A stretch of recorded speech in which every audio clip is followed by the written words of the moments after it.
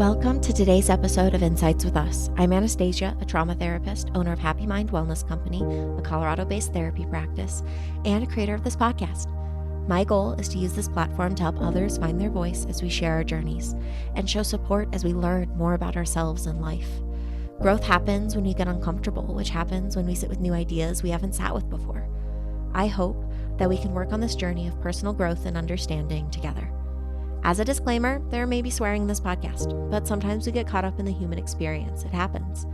And sometimes we can talk about difficult or activating topics. So maybe put on some headphones if you need to, and remember that support exists for you if you want it. Today I am joined by Julia Viani, a psychologist with a feminist perspective specializing in systemic therapy, ethical non-monogamy, and sexology. Julia, who lives in Spain, works with all identities and experiences with a focus on community building and fostering safety. Julia has over a decade of experience, and you can find her on social media at julia.viani. That's Julia_Viani. And I personally was lucky enough to connect with her on Fam Connect. This is an LGBTQ plus app for professionals and business owners in the queer community to connect and collaborate with each other. And I'm so grateful that we did, because I love this episode and I cannot wait for you to listen to it. We explore relationship structures, what it means to break free of this concept of what is normal, how to build community, and how to increase safety for ourselves and others. This is really important right now, and this episode is releasing during Pride Month, which I am so excited about. So let's get started and see if we can build some insight today.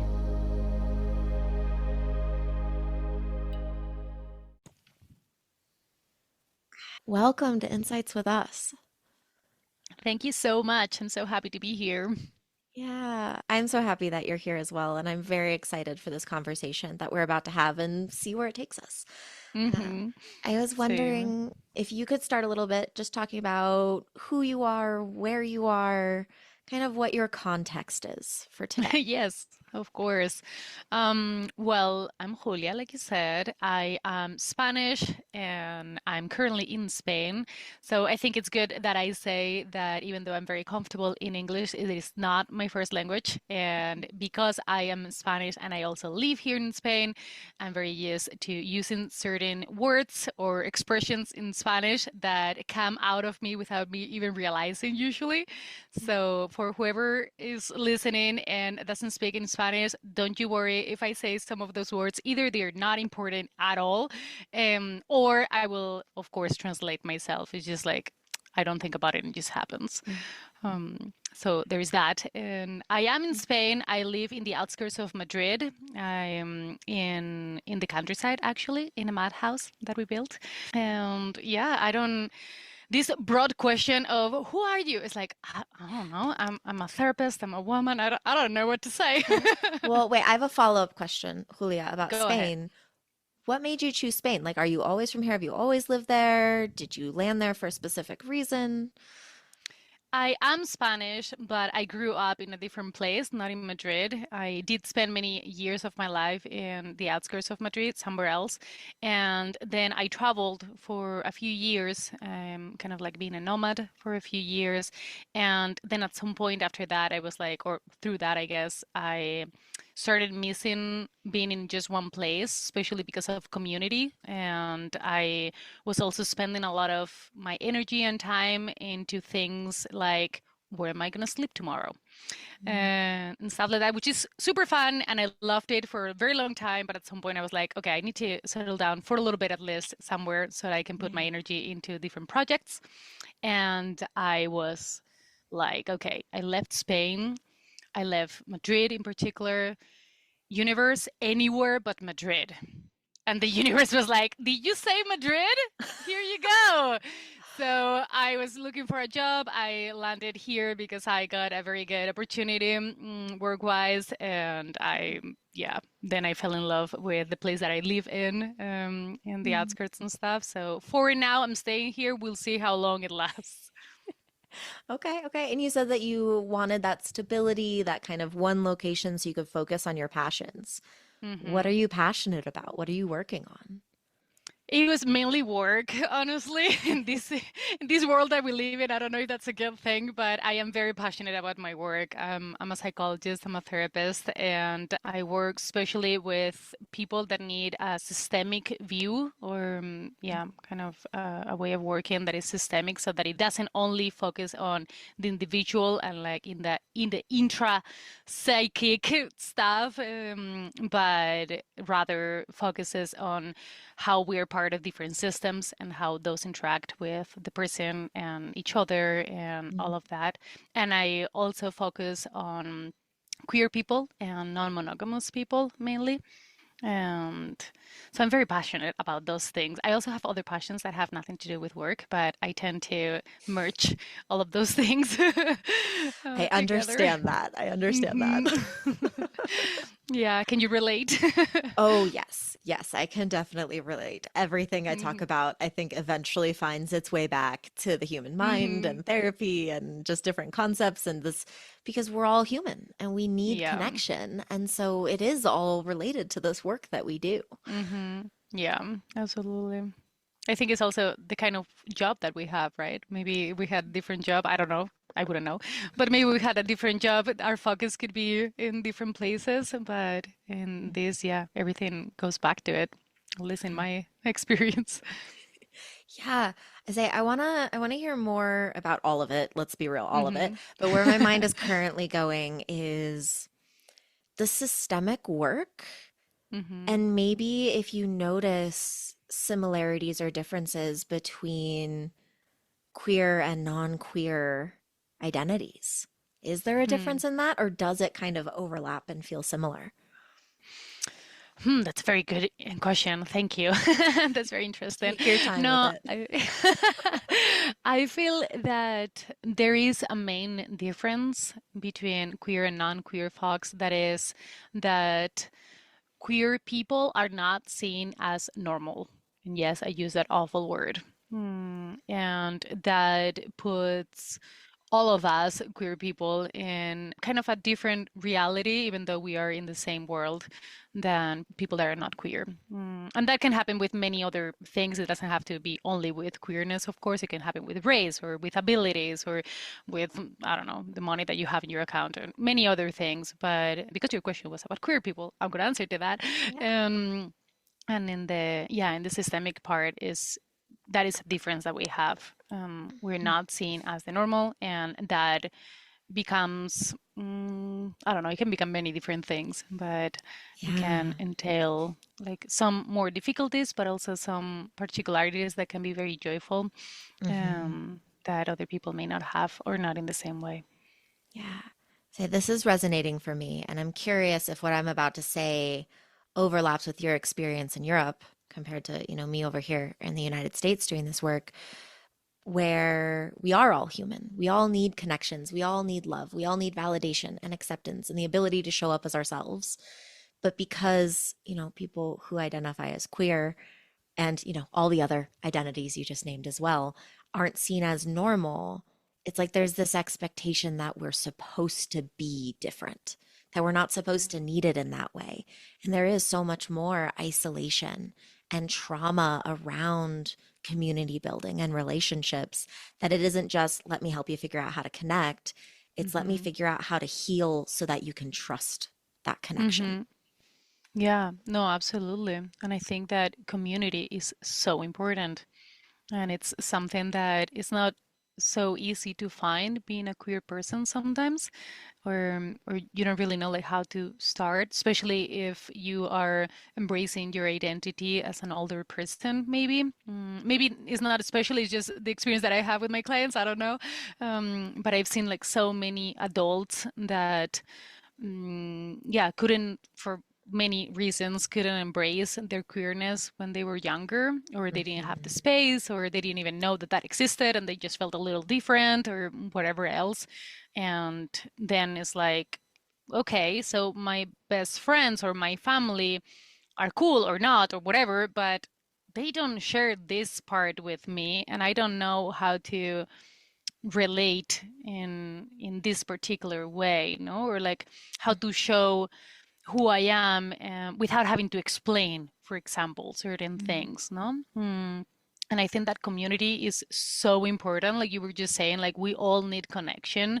And I think we also need many different kinds of connection. And sometimes all of those kinds or many of those kinds can be with just one person or two people or three. But some other times, no. And we need more people that we can feel identified with or trust, like you were just saying, no? How do you normalize that? How do you build that within yourself, but within your clients? Um, Again, meeting more people that you can feel identified with. Okay. Sometimes it's a long process, sometimes it's super hard because you don't live in a big city, and how do you do that? Hmm. But luckily, or not, but in this case, luckily, we also have the internet. Like Hmm. we can have this conversation right now because you are in one part of the world, I'm in the other part of the world, but we can still connect. And sometimes online communities can be very good for for many things. And yeah, I think that's it. Like meeting and getting to know and connect with people that you feel that are like you, whatever that means. That you can Yeah. understand each other without having to explain so much. Hmm. Yeah, this like underlying acceptance of I see Yeah. you and you can be who you are. Yes, exactly. Exactly. Which is part of the queer joy, right? Yes, yes, it is. I love Mm. it. Um, Yeah, and if you don't mind, I would like to ask you, like, how are things in your experience and the people that you're seeing, and maybe also yourself, if you'd like to share, with how things are in the States right now, and especially like against queer people. there is so much fear. Mm-hmm. I find a lot of my work in relation to that is being that safe person. Mm-hmm. And it's so easy to give into the panic and the fear and the chaos that you kind of lose your footing. You can't be as grounded. If everyone in your community is also freaking out, it's just going to get bigger and worse, and the Yeah. panic's going to feel even more difficult to navigate. And so, not just having the community, but being able to ground yourself in the community. That's what I work on a lot of like, who does make you feel safe? Who can you go to when you're freaking out and, they can validate and sit in it with you, but also remind you that you are okay right now I love that. if anything does happen in the future that is going to directly affect you, which unfortunately for people who are queer, it's probably going to happen at some point. Yep. But how can you navigate it together and remember that you aren't alone? And whether that is just me as your therapist or your podcast host, uh, Yes. or just your friend, just being able to remind yourself that you are in fact okay as who you are. Just you are accepted, you are loved, and you might not be safe everywhere, but that doesn't mean you're not safe anywhere. Oh, I love that. That is so powerful. Thank you for what you do. Thank you for what you do. Seriously, though, it's so needed. Thank you. You're welcome. I don't know what to say. Yes to all of the things. Yeah. But it's so Yeah. it's so challenging and it's so hard and I don't know, I've been thinking about representation a lot recently. And that's why I'm so glad that you and I are having this conversation right now because if if there's no representation, then anybody who has that identity is going to be like, well, I'm not normal. There is something wrong with me. I'm not supposed to exist. And then everybody who doesn't fit that identity is going to be like, no, you're not supposed to exist. But representation, the willingness for people to just exist in public and say, hey, no, yeah, I am here. Queer people are doing that more than we ever have. Hmm. And that's powerful, but that's also going to lead to the people that aren't used to it to like restrict and to try to push it down and repress it even Yes. further. And so it's this really hard dynamic of like, I need to celebrate the fact that like we've never been this visible. And this is amazing. Just across the world, this is amazing. Yeah. But also, that's going to create pushback and even more fear. Yeah. I like how you see that. In trying to be positive. I also see it similarly. Whenever I get discouraged or I am with people who are feeling discouraged, which I find so extremely understandable, I I always think also what you just said is like, yeah, they are giving us a hard time and it seems to be harder and harder, but isn't that also because we are more out? We're more Mhm. visible. We are more aware that there is more of us than maybe other people thought before or that ourselves thought before. We're not invisible anymore. Yeah, exactly. There's that also. There's that. That's very, very powerful. Yeah. Yeah. Well, and you know, naming that even if in general we're not as invisible as we used to be, there's also this idea of invisible identity.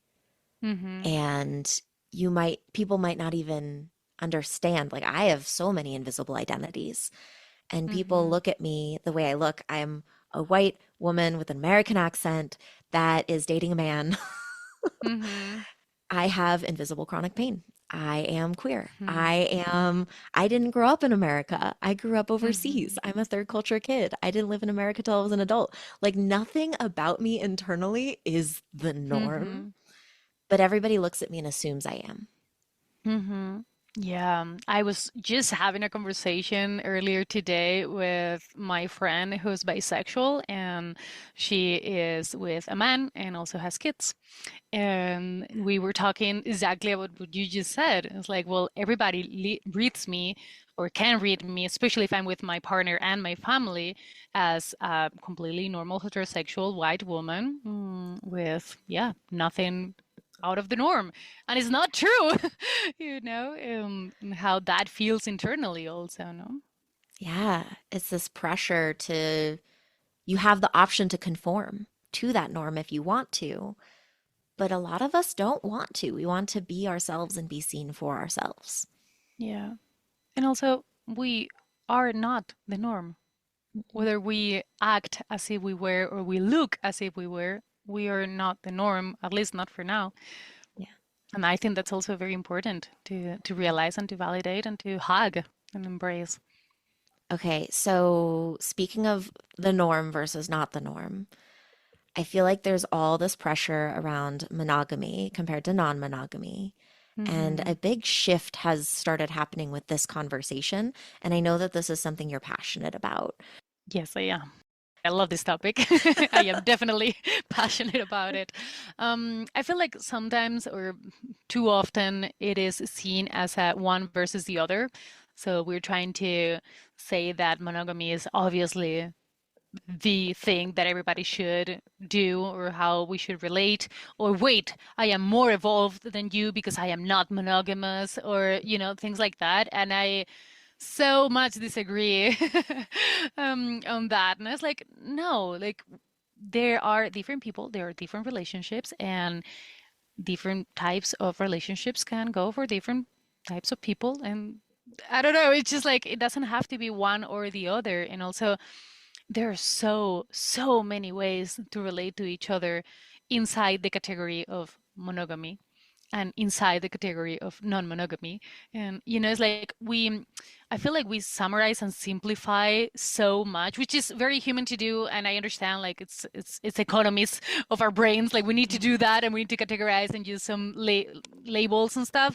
But at the same time, it's like, please, let's just not stay there, and let's remember that we're way more than that, no? So like when we talk about monogamy, we all have many different ideas of what that means and images, and yeah, we've seen many examples of that.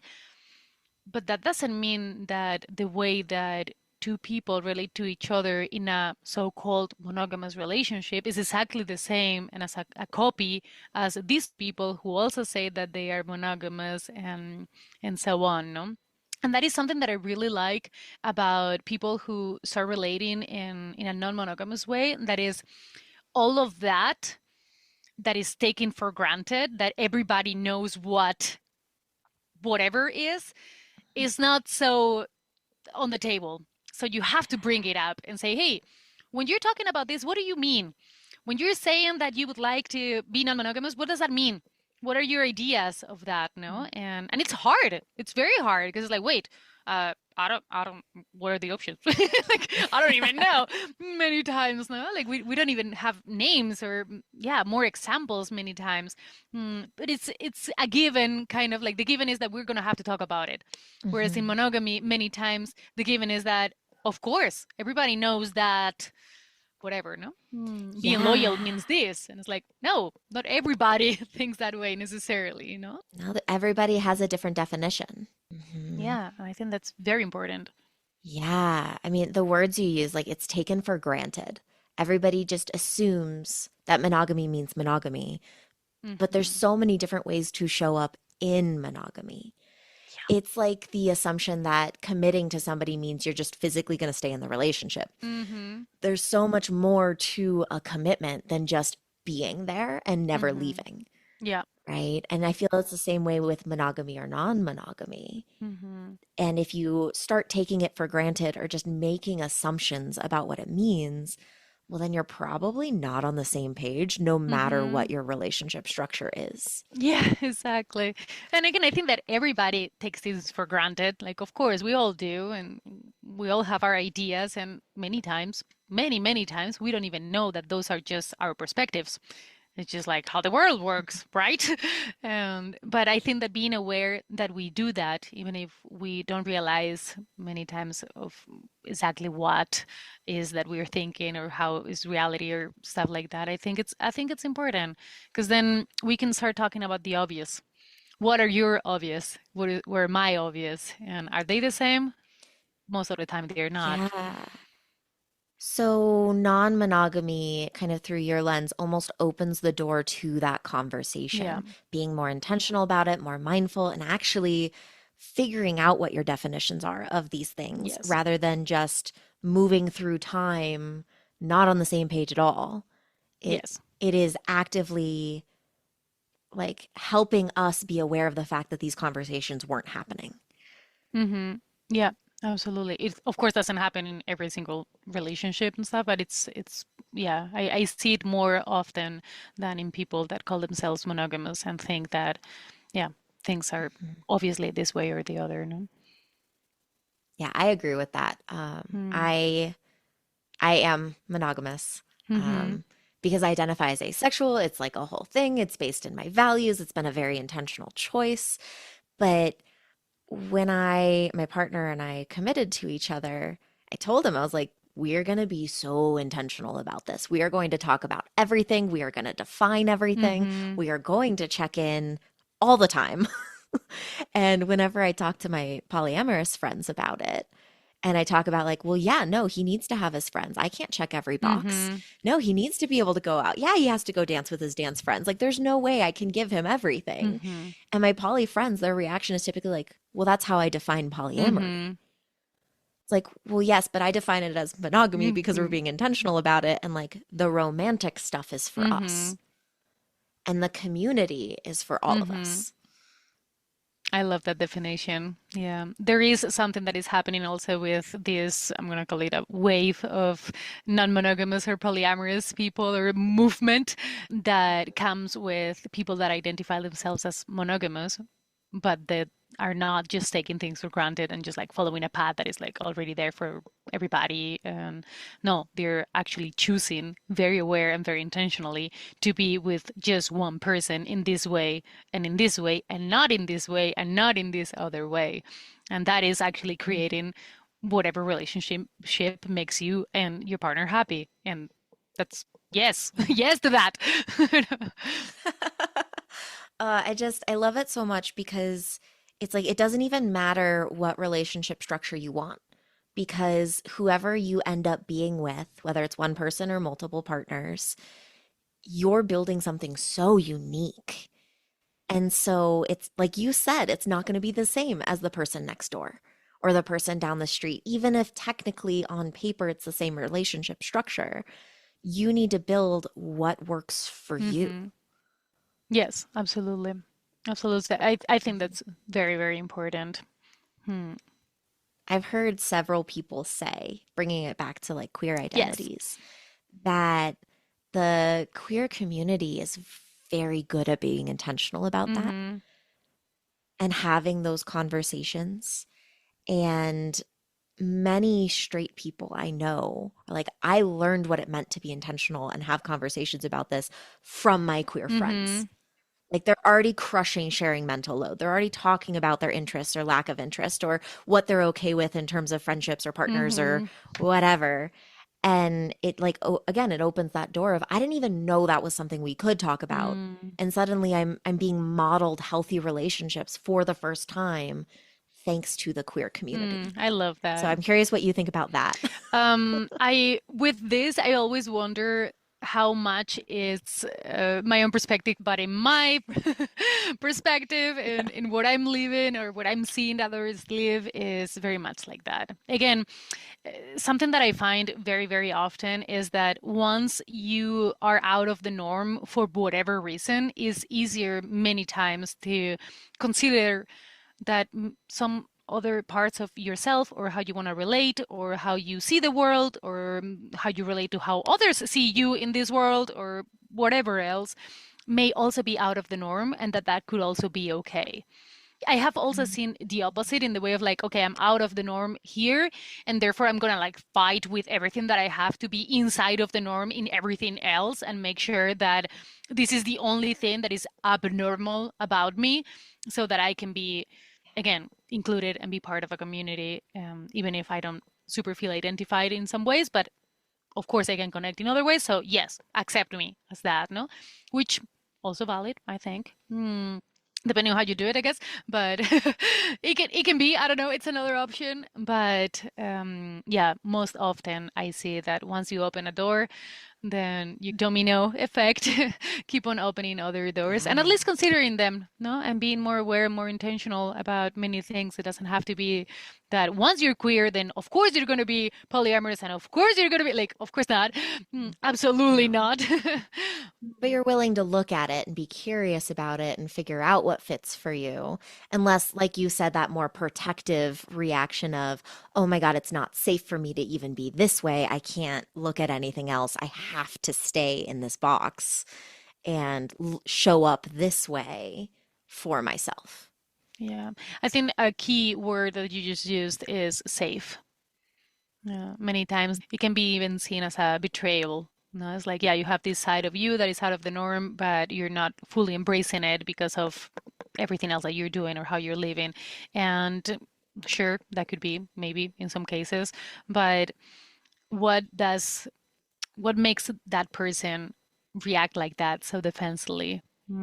What makes you be out of the norm and not feel like you could fully embrace that part and maybe even consider other parts and maybe even reject them after considering them, but like and many times it has to do with the lack of safety or the sense of, yeah, danger, risk, threat, that again in this world is very logical to feel that way, no? Yeah. Yeah. Sometimes you're not safe. Sometimes you do have to protect yourself, and that's okay. Yeah, yeah. I was just gonna say, I think the challenge with that then is being able to recognize when the safety is Mm, there. Like if someone has felt so unsafe for so long and had to show up a certain way, and then suddenly they're able, like they found safe people and they could explore, feeling like taking the risk to do that, to show up in that safe space. Oof, that is so complicated though sometimes. I super agree. Yeah? I 100% agree. And at the same time, again, taking that risk may have to do with how brave you are, but it could also have something or everything even to do with your history and or your circumstances or how many times you have thought that you could be safe and you risked and then you fell so hard. And what are the abilities, the resources, the people, again, community, that you have at hand that you can rely on if you fall. And I feel like Mhm. many people either don't have those resources or feel like they don't. And I understand. I think it's very understandable, no? And I think also something that is very important is that if you do have some of those resources, maybe show up, maybe be patient, maybe show that you can be trusted if you feel like you can actually be trusted. Maybe keep on showing up so that you can become that safe space or that safe person for those people who don't believe in you, and that has nothing to do with you. It has everything to do Mhm. with their experiences. And you, of course, you don't have to do that, but if you do have those resources and you want to do that, show up. Just do it, because that is also Yeah. how we create community. It's not like, oh, you've had some bad experiences, but come on, there's so much positivity out there. Risk again. It's like, Mhm. well, yeah, of course you have to at some point choose to risk, because otherwise it's really hard that you're going to find something different. But oh, it's so important. I was going to repeat myself. Yeah, that what I said.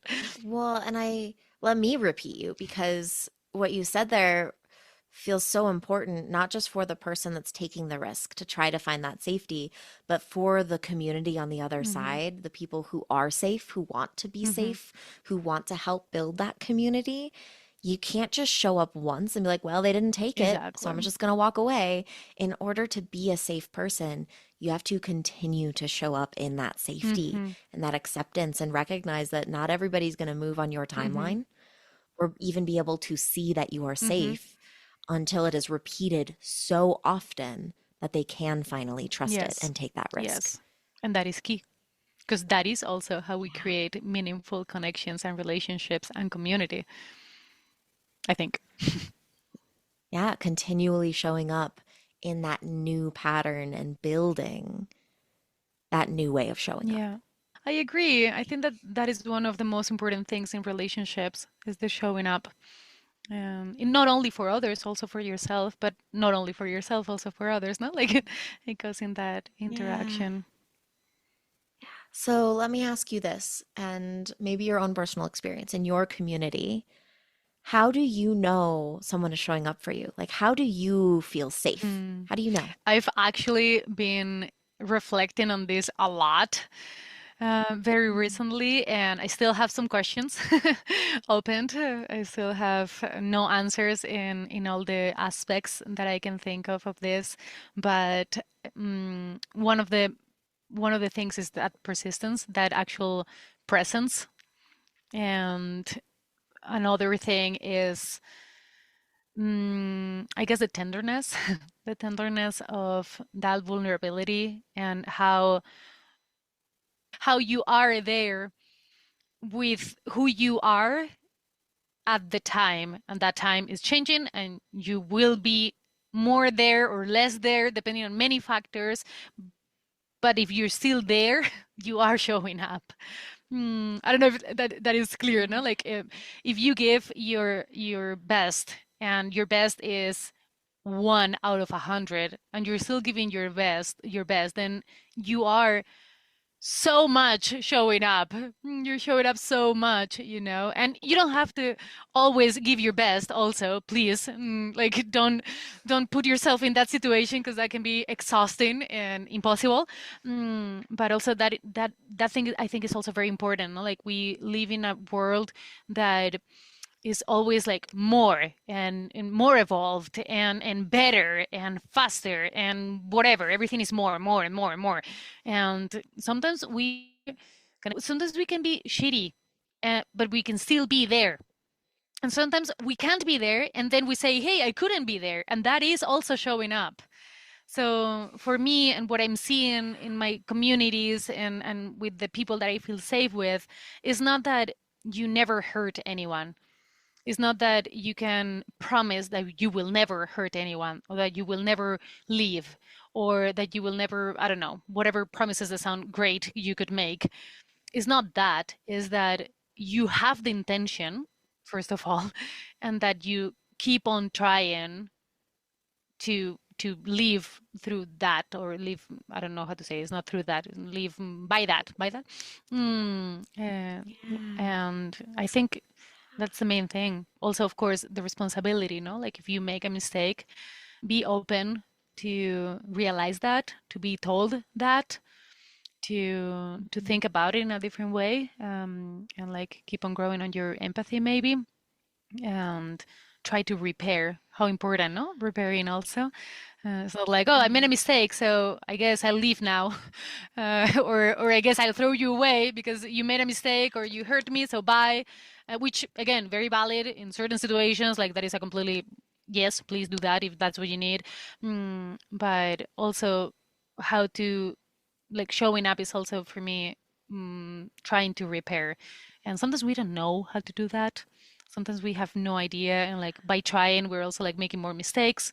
But I think that's also, yeah, another way of showing up. It's like I have no idea what I'm doing, but I care so much about you and our relationship. I'm gonna keep on trying, whatever that means, and be Like, I'm not giving up on yes. this.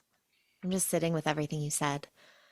And I mean, you're describing the human experience so beautifully Oh, because we're all just bumbling through life, we right? are. And sometimes we have really shitty days, and sometimes we're on point and we're on top of it. We can show up perfectly, and sometimes we can only give 1 out of 100. Mm-hmm. And the the important part in that you're saying, and correct me if I'm wrong, the word that keeps coming up for me is that authenticity. Like Yes. if you authentically can't show up and have to cancel your plans for a month, like that is you being authentic in that space, which, yeah, might not feel great in the moment for the people you're canceling on, but it also gives them permission to cancel on you if they're having a really bad day in the future, right? It's like I'm a safe person because I am showing up exactly the way that I need to in who I am. And I just want you to be able to do the same. Be human. With honesty, no, in the end, that also has to do a lot with honesty. Yeah. Yeah, I think what you just said also with the example of canceling, it's so important. That also talks about limits and boundaries, and they Mhm. are so important for us humans to feel safe. Yeah. Oh my God. Yes. Say more. Right? It's like I feel like one of the things that makes me feel the safest and the most calm, I guess, with somebody else is when I say something like that, like, hey, I'm gonna actually cancel. I'm super tired. I need to rest, for example. And they're like, thank you so much for being honest with me and for taking care of yourself. I love you. We'll see each other some other time. It's like, thank you. No, and that's also what I Oh try my to God. do with Yes. others. Like, thank you. Yeah. Yes, yes, yes, yes. Set limits. Take care of Yeah. yourself. That also means taking care of the relationship. Yes, it feels so good when you set a boundary or try like that Mm-hmm. rupture you were talking about, like trying to name, hey, this didn't feel good, Mm-hmm. or hey, I can't show up this way. Having somebody go, oh my God, yes, I hear you. I don't understand it, but I hear you Mm-hmm. and I can respect that. Mm-hmm. Yeah. That is also so important. What you just said is like, I don't necessarily understand it. And we're going back to, I'm going to go back to queer people. Many people Do it. don't understand how queer people can exist. Like, I don't understand. Like, it breaks my brain. How can this be? How can a person be like this or whatever? It's okay. You don't have to understand everything to respect Mhm. it. You don't have to Mhm. understand other people's existence to respect it, to support it, even to love it if you want or if you can, Yeah. And that is the same with Yeah. any other person or need or whatever. It's like you don't need to understand it. It can help understanding, sure, but you don't need to understand it to respect it or to praise it or to love it or to accept it. No. You just need to have good Hmm. intentions and to recognize that we are all human and we need to share this Yeah. planet. That's it. That's it.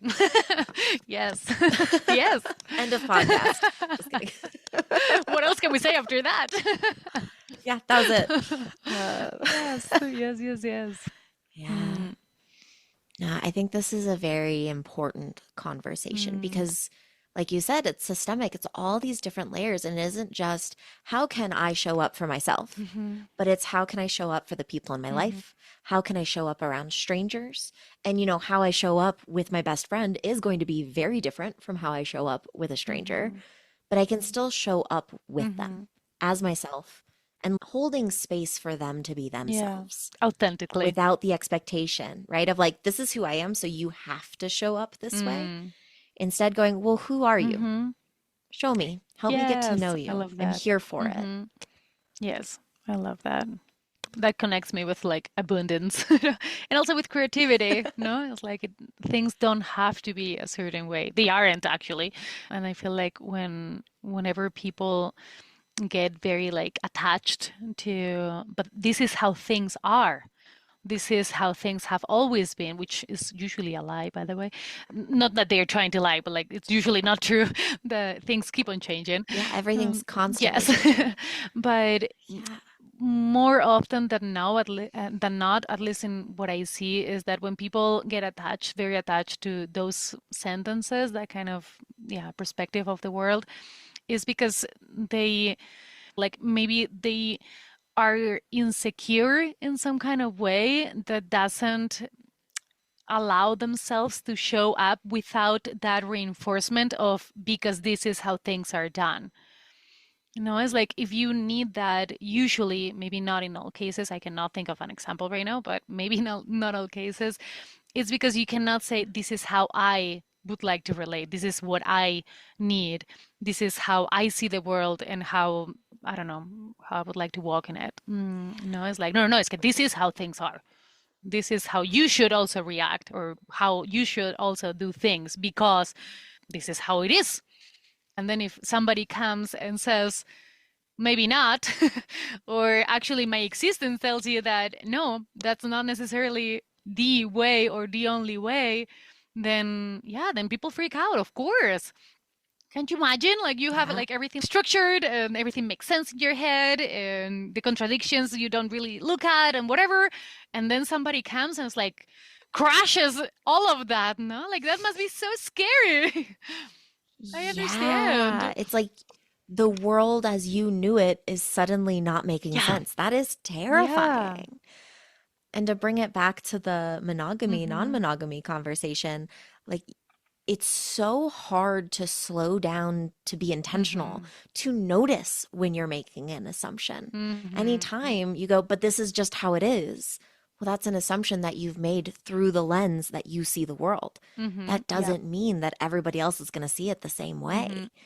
And you need to be able to be intentional, be mindful, have curiosity, ask questions about it, build a definition that actually Mm-hmm. fits for what you're Mm-hmm. viewing instead of trying to make what you're viewing fit Mm-hmm.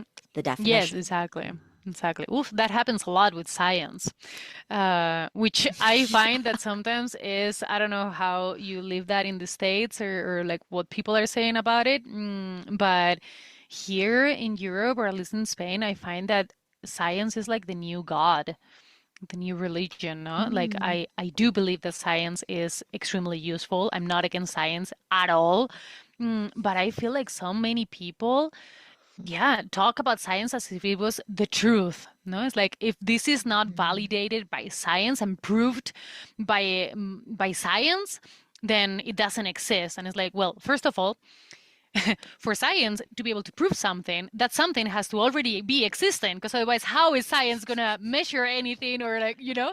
But Mhm. yeah, it feels like yeah, like a new religion. I don't know if you have any yeah, I don't know, any experience with that. Like if you have heard. So, uh, in very small doses, I have heard that, but I don't think America has quite gotten to the point where the majority of people believe in science yet, Yeah. unfortunately. Well, I don't know, Like maybe. the voice that is loudest right now, unfortunately, is that science doesn't matter, Mm-hmm. that it is only faith that needs to be paid attention to. And often, if you back science, people are like, it doesn't matter. We're having a lot of conflict right now around vaccines. And just like, well, vaccines didn't used to be a thing. It's like, yeah, and a lot of people died. Yeah, yeah. Or like, well, there's risk to vaccines, so they're not worth taking. It's like, okay, but like 1 in 1,000 people versus 800 in 1,000 people Mm-hmm. dying because they're not taking vaccines. Like science has been so helpful in furthering our existence. And unfortunately, a large group right now don't believe in it at all. But I take your view on it where like science is so important, but also scientific method, right? You notice something that doesn't make sense, you build a hypothesis, and then you start testing it. And I do believe there's a lot in our world right now that doesn't quite make sense through science or through any other faith or belief you might have. And I honestly believe that we just don't have the tools to measure it yet. I think there's so much more to discover, and what we have right now is not the be all end all. Mm-hmm. Yeah, absolutely. I super agree. There was a conversation that Bill Nye had with Steve Ham, some very religious man, and they did like a debate on whether or not God was real. And I think one of my favorite things that Bill Nye said over and over again during this debate was, if you give me evidence that is not made by man, if you can prove to me, I will change my mind. I will be religious today.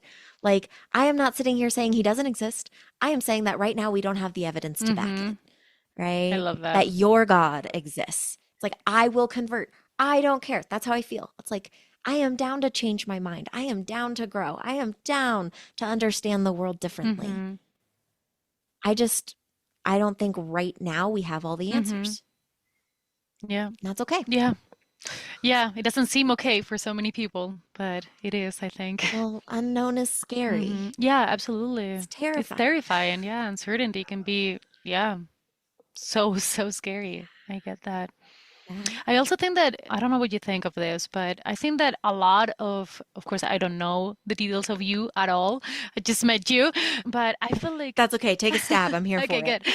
I think that a lot of our conversation has a lot to do with privilege. And we are talking a lot about taking a step into the unknown and risking and being able to hold space for the unknown and also for people who can't trust you yet, or all of those things. And I don't think that those things are necessarily only for the people who are privileged. God no. Mhm. But I also think that that could be something like that could be a factor that could be very much on the table on this. Not like maybe if you don't have certain, I don't know, circumstances or privileges, I'm going to say, or conditions in your life, then maybe you don't have the ability or the room or the energy or whatever to even open your mind or to keep on showing up in a way that can be meaningful for somebody who will then decide to stay. Or, like I feel like privilege has so much to do with everything that we're saying. Also, I don't know what you think. Yes. Oh my God. Yes. We are so on the same page because if you don't feel safe going there because of your environment or the lack of those resources, or maybe you're actively in an abusive situation, you aren't going to have the space to explore. And the thought of trying something different, it doesn't feel safe. And so it truly is that privilege of safety. And my mind is thinking to like a more innocuous example. So like I grew up overseas. I'm a third culture kid. And because I grew up overseas, I grew up as a racial Mm, minority. I grew up where everyone was staring at me. And if I put a hat on, I was blonde when I was younger, they would like rip mm, the hat off and just play with my hair without talking to me or asking me. I was constantly a minority experiencing that. But the only reason I was able to experience being a racial minority is because I had socioeconomic mm-hmm. privilege. I was able to live overseas. I was able to have those experiences. Yeah. And I am incredibly lucky to have had that privilege so that I could even have that Mm-hmm. experience. And it's just that intersectionality of it, even though you have this one identity, and yeah, maybe people are sitting there going, be yourself, be authentic, be true, go explore, find your people. Yeah, but how? Mm-hmm. Yeah. Sometimes you can't. Mm-hmm. And it might take you a long time before you're able Mm-hmm. to, because there's so many other pieces of your identity or your experience or your upbringing that prevents you from going Mm-hmm. there. Yeah. No, I super agree. And I'm also going to go back to something that you said in the beginning of our conversation, that is the importance of representation.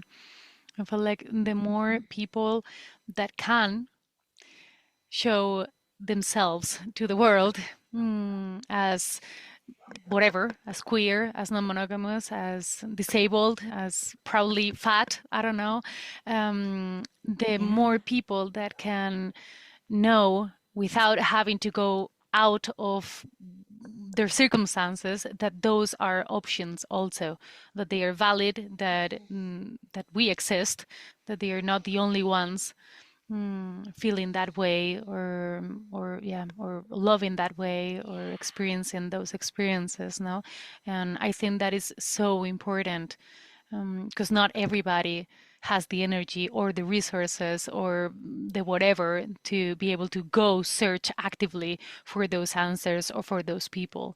And I think that representation is so important also, among many other reasons, because of that.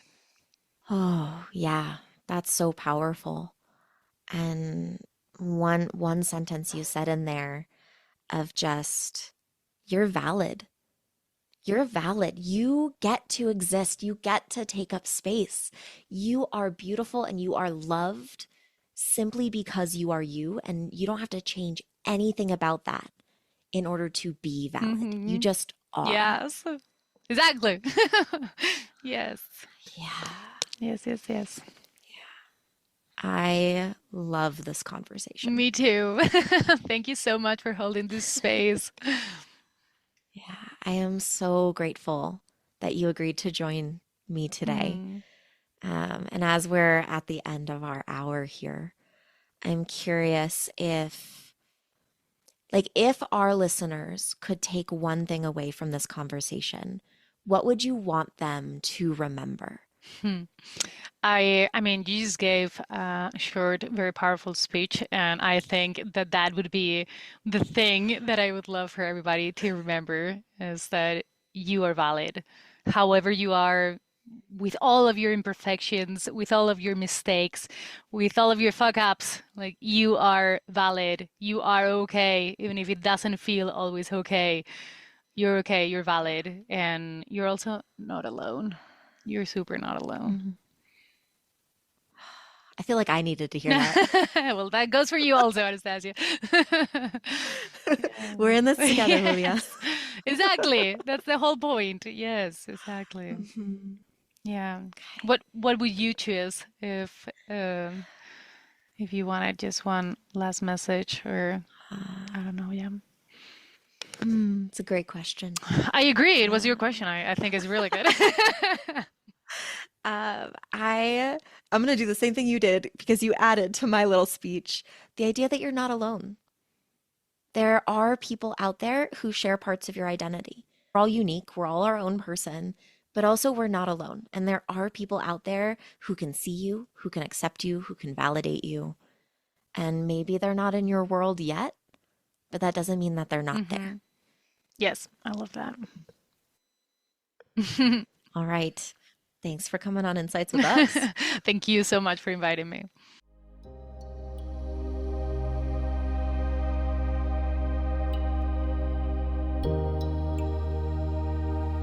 Julia is a bright light in this world of chaos and uncertainty.